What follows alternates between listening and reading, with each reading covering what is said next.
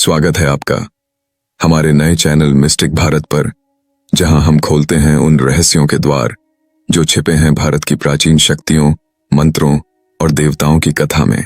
आज की कहानी सिर्फ एक कथा नहीं है, ये एक अनुभव है, क्योंकि आज हम बात करेंगे उस देव के बारे में जो समय का स्वामी है, मृत्यु का भी मालिक, जिसके नाम से अंधकार भी कांपता है। काल भैरव।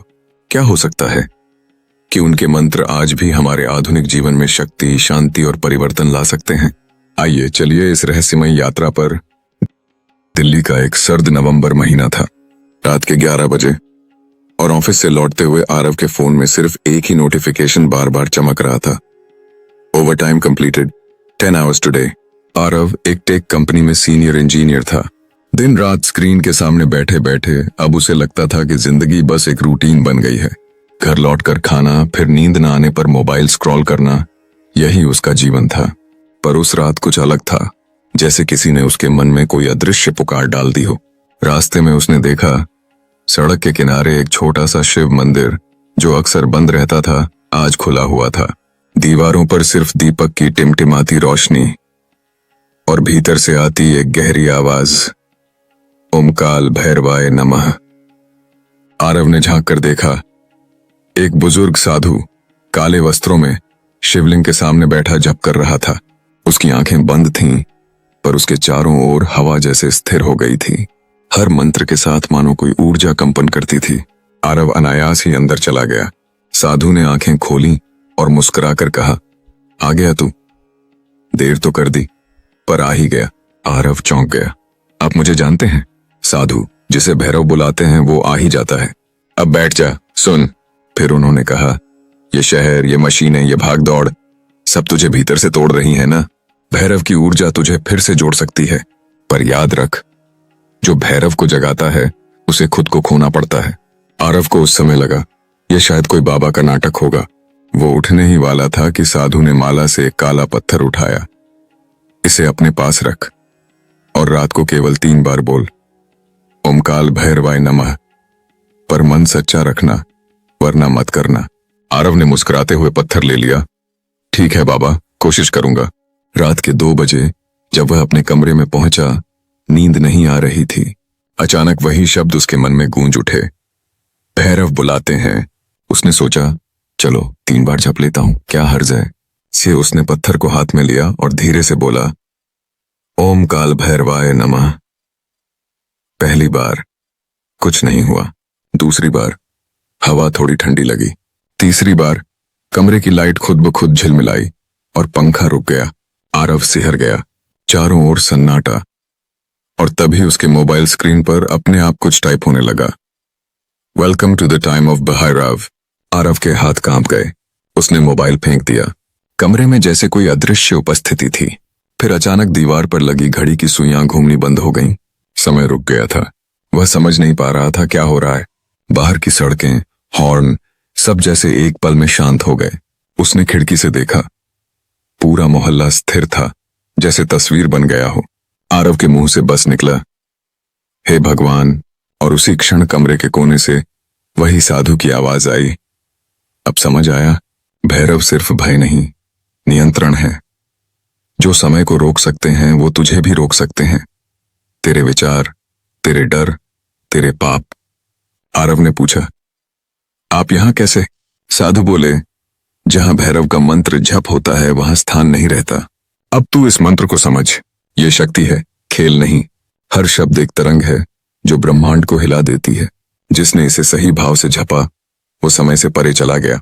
आरव की आंखों में अब डर नहीं, एक अजीब सी जिज्ञासा थी। वो बोला, मुझे सीखना है बाबा ये मंत्र। साधु मुस्कुराए, सीख लेगा, पर पहले खुद को देख। तेरे भीतर जो अंधेरा है वही तेरा पहला शिष्य होगा। अगले ही पल सब कुछ सामान्य हो गया। घड़ी चलने लगी, पंखा घूमने लगा। आरव ने चारों ओर देखा, बाबा गायब थे। सिर्फ वो काला पत्थर और दीवार पर राख का एक छोटा सा चिन्ह, जैसे किसी ने त्रिशूल बनाया हो। आरव ने उस पत्थर को उठाया और मन ही मन कहा, अगर ये सच है तो मैं लौटूंगा बाबा, मैं लौटूंगा। वो नहीं जानता था कि ये जप अब उसके जीवन की दिशा ही बदल देगा, क्योंकि अगले दिन से उसके आसपास होने लगी ऐसी घटनाएं जिन्हें विज्ञान नहीं समझा सकता था, पर हर एक में गूंजता था वही स्वर, ओम काल भैरवाय नमः। सुबह जब आरव की आंख खुली तो सूरज की पहली किरण खिड़की से भीतर आ रही थी। सब कुछ सामान्य लग रहा था, मगर भीतर कुछ बदल चुका था। उसके मन में एक अजीब सी शांति थी और साथ ही एक गहरा भय भी, जैसे किसी ने उसके जीवन की दिशा मोड़ दी हो। ऑफिस पहुंचा तो सब कुछ पहले जैसा था। लोग हंस रहे थे, बातें कर रहे थे, पर उसे सब कुछ जैसे धीमी गति में दिख रहा था। घड़ी की टिक टिक, कीबोर्ड की आवाज, सब कुछ जैसे किसी अदृश्य लय में चल रहा हो।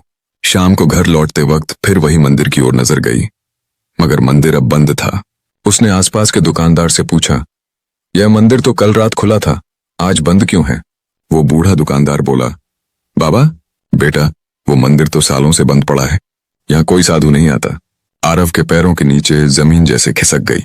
उसने मोबाइल निकाला जिसमें कल रात खुद ब खुद लिखा था, welcome to the time of Bhairav. वो मैसेज अब गायब था, जैसे कभी हुआ ही नहीं। उस रात उसने उस काले पत्थर को दोबारा हाथ में लिया। उसका ताप ठंडा नहीं था, बल्कि हल्का गर्म लग रहा था। कमरे की दीवारों पर परछाइयां बन रही थीं, जैसे कोई उसके पीछे खड़ा हो। वो फिर झप करने लगा, ओम काल भैरवाय नमः। जप के साथ कमरे की हवा भारी होती गई।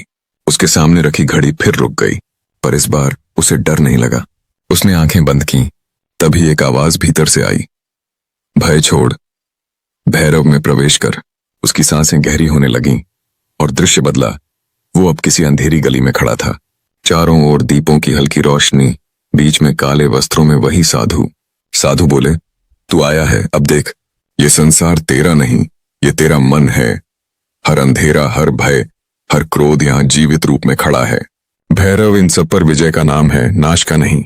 आरव के सामने उसके ही रूप खड़े थे, एक डरपोक आरव, एक लालची आरव, एक क्रोधित आरव। वो सब उसे घेरने लगे। साधु बोले, अब मंत्र बोल, नहीं तो डूब जाएगा। आरव ने आंखें बंद की और पूरी श्रद्धा से जपा, ओम काल भैरवाय नमः, ओम काल भैरवाय नमः।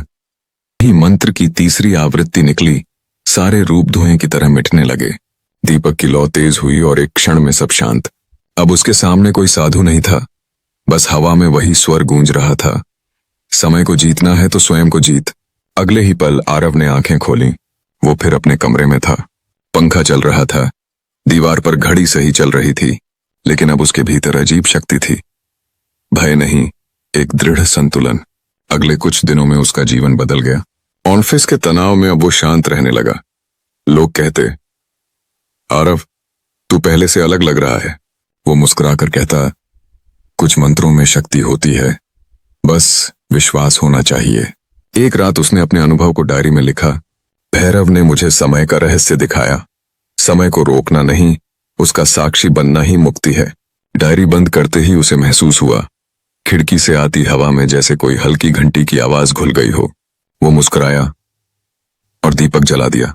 दीपक की लौ में त्रिशूल की परछाई बनी और दीवार पर एक छवि उभरी, काला, भयानक, पर शांत मुख वाला काल भैरव। वो बोला, धन्यवाद, आपने मुझे जगाया। दीपक की लौ कांपी और फिर स्थिर हो गई। वो जान गया, भैरव कहीं बाहर नहीं, भीतर हैं। अब वह हर सुबह सिर्फ एक मंत्र जपता था, ओम काल भैरवाय नमः, और उसके हर जप में समय जैसे ठहर जाता था। अगर आपको मिस्टिक भारत की ये अद्भुत कथा काल भैरव के मंत्र की शक्ति पसंद आई तो इसे लाइक कीजिए, अपनी अनुभूति कमेंट्स में शेयर कीजिए और ऐसी ही दिव्य रहस्यमयी कहानियां सुनने के लिए हमारे चैनल मिस्टिक भारत को सब्सक्राइब करना मत भूलिए, क्योंकि यहां हर कहानी में छिपा है भारत का रहस्य, विश्वास और अद्भुत शक्ति का संसार। धन्यवाद। ओम काल भैरवाय नमः।